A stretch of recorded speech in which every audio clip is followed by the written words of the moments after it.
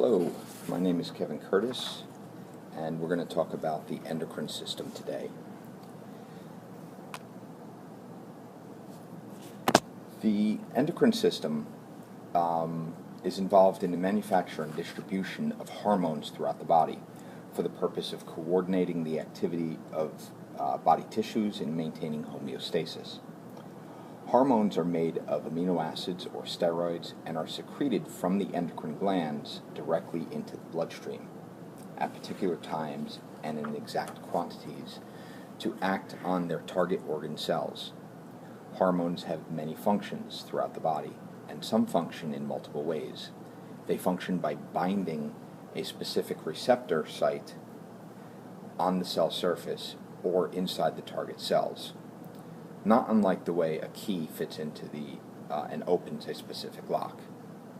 The endocrine system works in concert with the nervous system in maintaining homeostasis. The nervous system works to control body activities occurring rapidly or in the short term, while the endocrine system controls slow or long-term changes.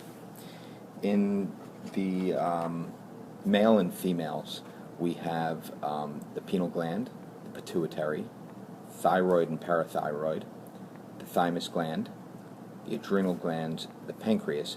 In females, we have the ovaries and the placenta, and in the male, we have the testes.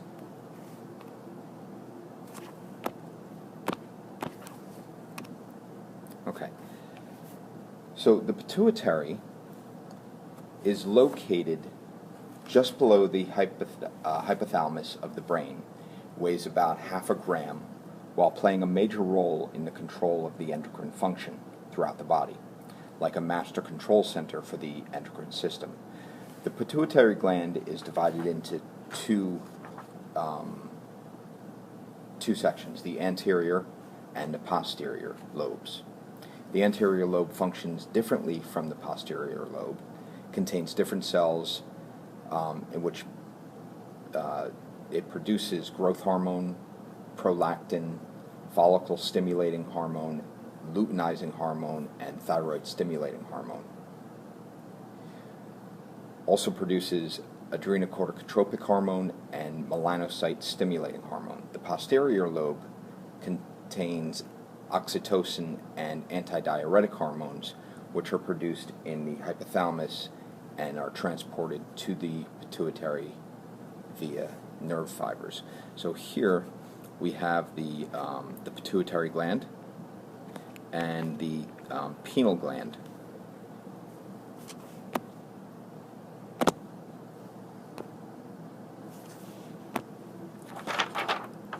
Right. I'm just going to go back a minute.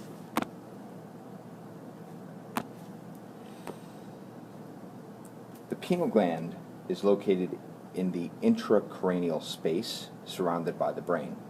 It produces melatonin, and the concentration of which fluctuates throughout the day in tune with the circadian rhythm. The time of highest concentration is during a person's normal sleeping hours, and the concentration begins to drop off as the person begins to wake. The thyroid gland is located in the neck, just below and in front of the larynx. It is the largest of the endocrine glands. The thyroid gland consists of two lobes, joined together by a slender isthmus, or bridge, at the midline of the gland. Here's the isthmus. The isthmus is what helps to form the butterfly shape of the gland. The thyroid produces thyroid hormone. It's controlled by thyroid-stimulating hormone, which is released by the pituitary gland. The gland is made up of multiple follicles, which produce thyroid hormone, composed of thyroxine, or T4, and iodothyroxine, T3, which is then excreted into the bloodstream. The main function of the thyroid gland is to control the metabolic rate of body tissues. When this process is functional, it can be thought of as a car driving on using cruise control to maintain an ideal speed. This is homeostasis. However, in the case of hyper or hypothyroidism, the cruise control does not work, causing the thyroid production to speed up or slow way down. These fluctuations can cause a range of symptoms, such as hot flashes or feeling cold and unable to warm up, anxiety, panic attacks, hair loss, weight gain, weight loss, and a variety of other symptoms. Oftentimes, medication is used to control these symptoms, but for Hashimoto's patient, whose immune system is the culprit, dietary and lifestyle changes, as well as exercise, may help the body stay within the speed limit.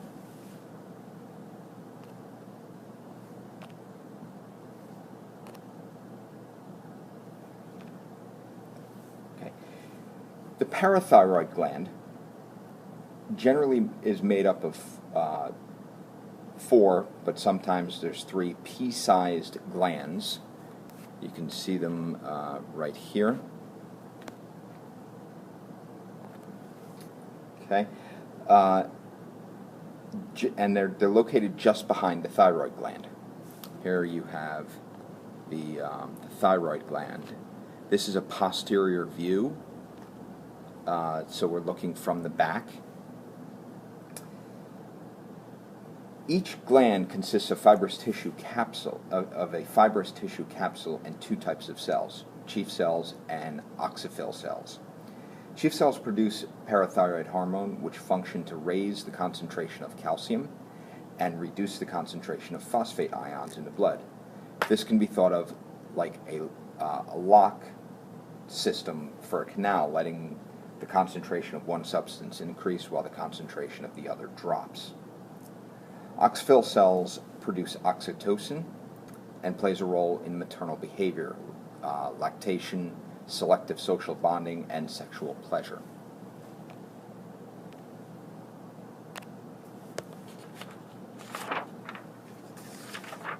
The thymus gland is a ductless gland located under the sternum in the chest. At birth, the thymus gland weighs about 14 grams, and by puberty, it enlarges to about 30 to 40 grams. Following puberty, thymus shrivels to a fatty, fibrous remnant weighing about 14 grams. After it shrivels, the thymus can be difficult to find in a body, but it can be found. The primary function of the thymus is to act as a lymph organ, producing T lymphocytes. It's like a nursery for the lymphocytes to mature in. The pancreas, located behind the stomach and framed by the duodenum, right here. Here's the duodenum, and we have the head of the pancreas here, and the spleen with the for the tail, framed by the duodenum and the spleen. The pancreas acts as an endocrine gland, but also has digestive function. Endocrine function of the pancreas is the production of glucagon and insulin, which regulate glucose metabolism, mobilization, and storage. These hormones are produced in specialized cells known as the islets of Langerhans. Inside the islets of Langerhans, alpha cells release glucagon, which elevates blood sugar. This hormone is like having the key to the candy store. Beta cells release insulin, which impacts the metabolism of fats, proteins, and carbohydrates while maintaining low blood sugar levels. Delta cells release somatostatin, which can inhibit and release the release of glucagon and insulin. This is like the owner of the candy store taking the keys back. Okay, so that'll do it for this series of videos, or for this video. The next set of videos will include the adrenal glands, the testes, ovaries, placenta, and I will give some support information for the endocrine system. Until next time, talk to you later.